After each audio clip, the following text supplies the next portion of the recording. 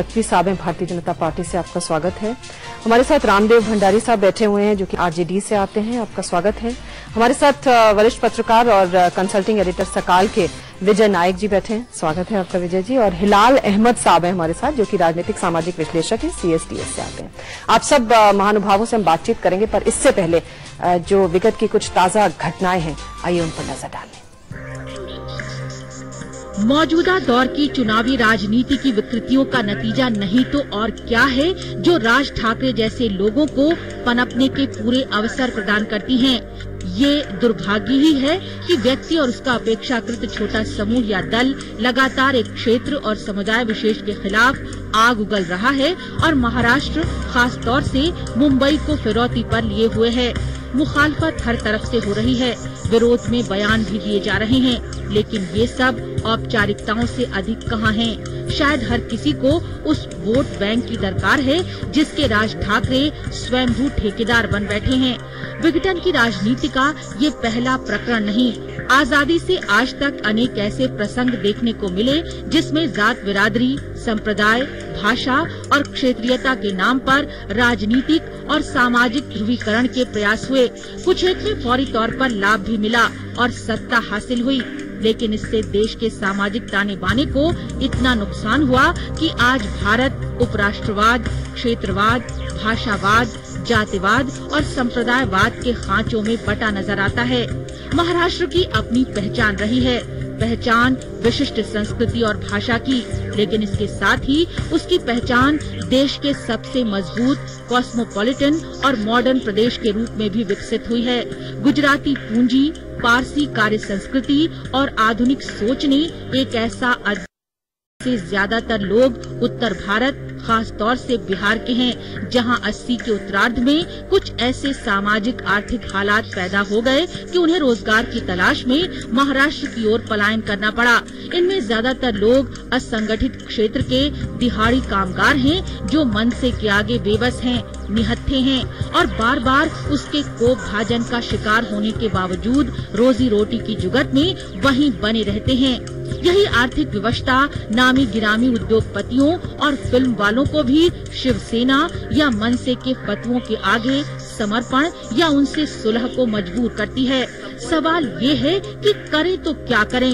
यहाँ बड़े राजनीतिक दलों की अनदेखी, उनकी खामोशी या फिर प्रशासन की निष्क्रियता पर सवाल उठने स्वाभाविक हो जाते हैं। संविधान द्वारा प्रदत्त मौलिक अधिकार का हवाला दिया जाता है कि भारत में हर किसी को कहीं भी बसने और रोजगार का हक है।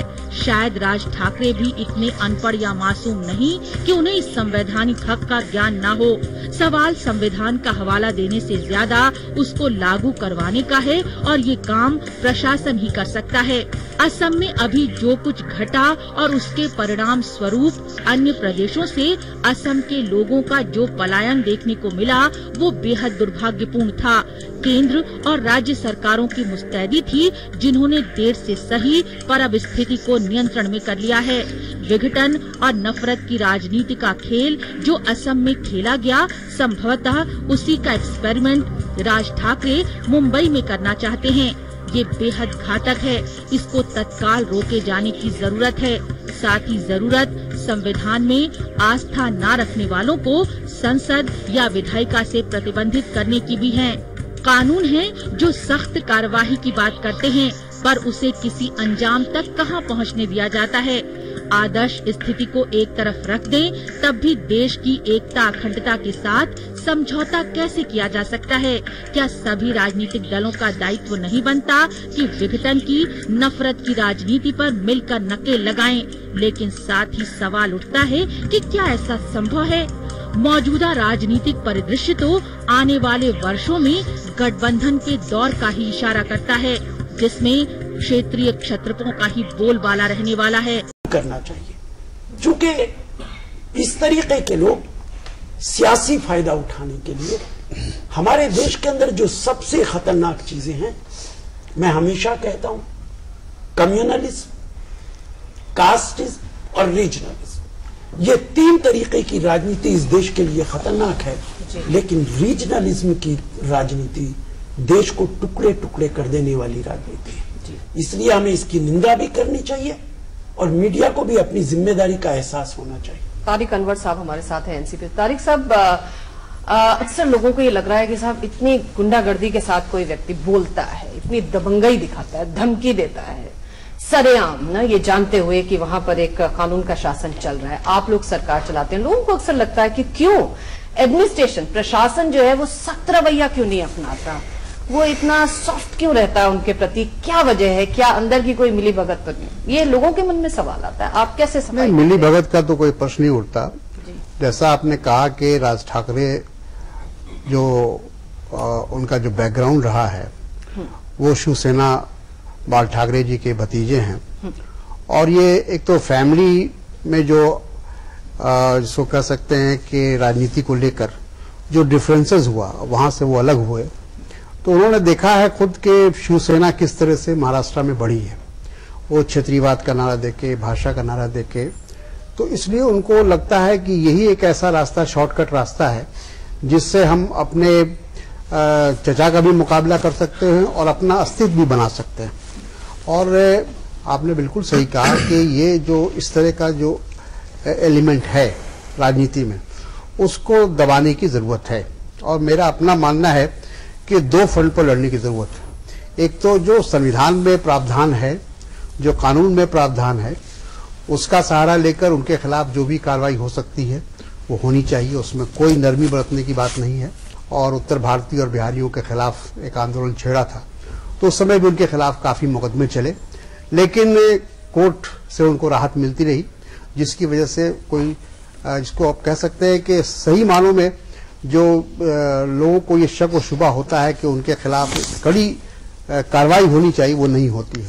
और मैं भी इस बात को मानता हूं कि संविधान ये भी आगे भी तो, लेकिन रुख जो है कोई बहुत ज्यादा बयान तो उस वक्त आप देते हैं, लेकिन उसके बाद फिर वही सब रहता है। तो लोगों को लगता है कि आप लोग भी जो हैं, क्योंकि शिवसेना के साथ तो आपका गठबंधन है, तो इन सब बातों पे भी राय आपकी वही, क्यों नहीं आप इसे दूर करने की, साफ करने की इन बातों को? देखिए, जो ये एमएनएस वाले हैं राज ठाकरे जी, इनका जो बयान है वो शुद्ध रूप से विकृत मानसिकता, दिमागी, जिसका दिमाग खराब होता है उस तरह के व्यक्ति का बयान है।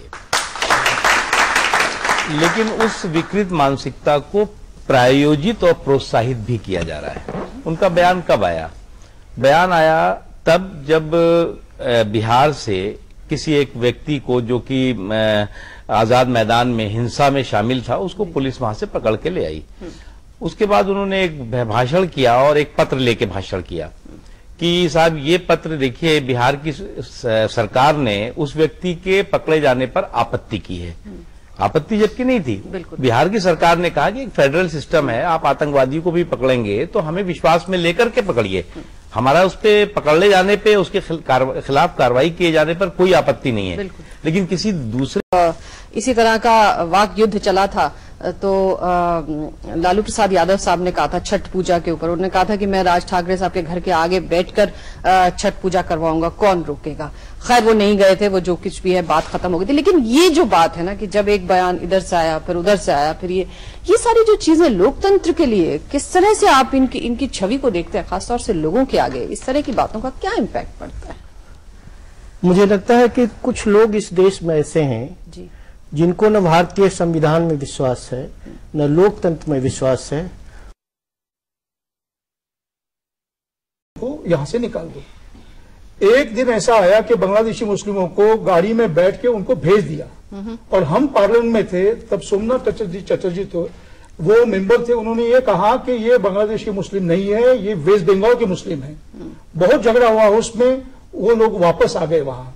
ये जो चल रहा है, मुझे लगता है कि राज ठाकरे ने जो मुद्दा उठाया है, मराठी मानुष का जो मुद्दा उठाते हैं, वही मुद्दा बाला साहब ठाकरे उठाते, और बाला साहब ठाकरे जो प्रबोधन का ठाकरे जो पहले थे वो भी उठाते थे। उसके पहले जो था वो मुद्दा सिर्फ था साउथ इंडियन के बारे में था, मद्रासी या कोई वहां के जो चेन्नई से लोग आते थे उनके बारे में था, वो खत्म हो गया।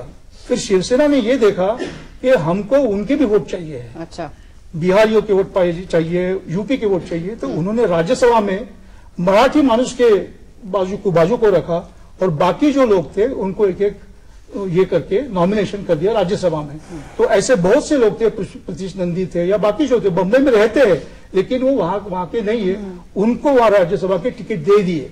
और अभी भी आप देखेंगे कि काफी लोग राज्यसभा के जो है बम्बई में रहने वाले हैं, वो महाराष्ट्र के नहीं है। शिवसेना ये नीति भी की है, अभी तक की है। अब मुझे लगता है कि बाला साहब ठाकरे, उनकी उम्र तो हो ही गई है, उद्धव ठाकरे की तबीयत अभी भी ठीक नहीं रहती है। तो ऐसे लगता है कि राज ठाकरे जो इनकी जो विरासत है वो विरासत अपने हाथ में उन्होंने ले ली है और वो चाहते हैं कि मैं कांग्रेस और बीजेपी और एनसीपी इससे भी बड़ा हो जाऊं। तो इसके लिए ये मुद्दे उठा रहे हैं। अभी जो बम्बई में जो आजाद मैदान पे चीज हुई थी आपने भी देखा, तो जो अभी वहां से चला गया वो सीतामढ़ी में जाके उनको महाराष्ट्र की पुलिस ने पकड़ा। वो जा रहा था नेपाल। बिहार के सरकार ने अगर उनको पकड़ लेती, उनको वही पकड़ लेती, तो महाराष्ट्र के पुलिस को वहां जाने की जरूरत भी नहीं थी।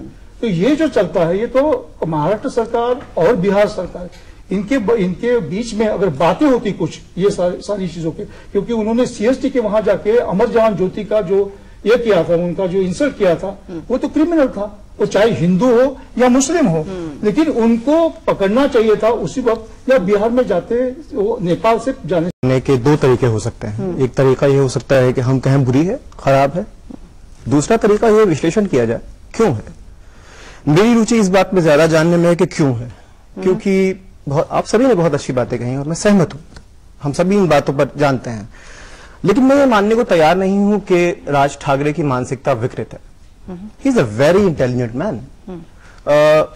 आप उनका वेबसाइट देखिए, वेबसाइट जो है वो अलग तरीके के लोगों को एड्रेस करता है, जिस